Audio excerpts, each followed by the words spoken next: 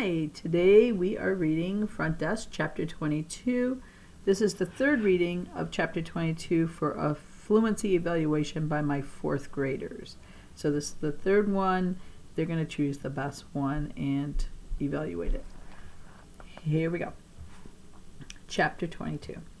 I sat at my desk with my hand over my tummy, not hearing a word Mrs. Douglas was saying. Wave after wave of nausea hit me every time I thought about the day before. The words Mr. Yao said, the words the cops said. I tried to drown them out, but they kept coming back. Jason turned to me and said, "Hey, meet me at the auditorium during recess." I looked over at him. Sometimes I forgot how much he was the spitting image of his father. "Please," Jason said, "it's important."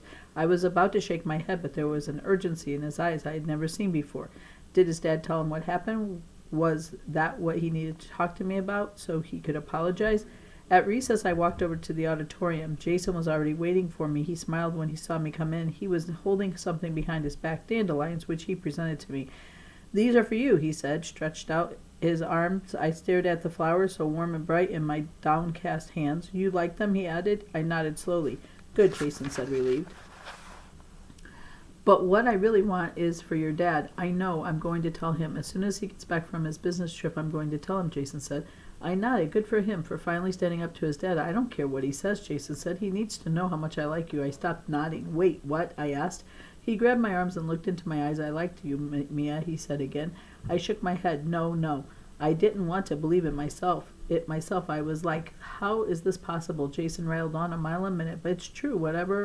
Whenever I'm around you, Mia, I get this tingly feeling." My insides twisted and turned. A slimy snake was zigzagging through me. The more Jason described, the more I squirmed. "This isn't happening," I said, squeezing my eyes shut. I couldn't feel my breakfast at the base of my throat. "Oh, it's happening," he said, "and it's going to be great." I turned to him. "Jason, I don't like you," I exploded.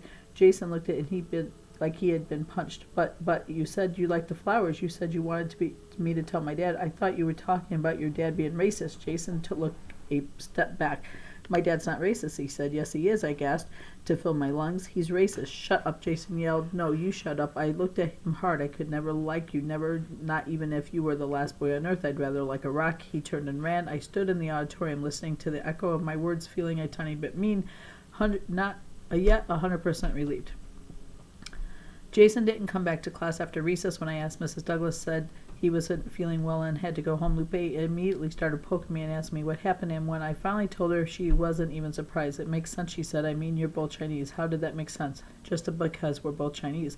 We're supposed to like each other." "What about the fact that he's evil and I'm not?" "Maybe it's a good thing," Lupe said. "Maybe his dad will be nicer to your family from now on." I shook my head at her. The way I shut him down, there was no going nice after that. There was only going nuclear.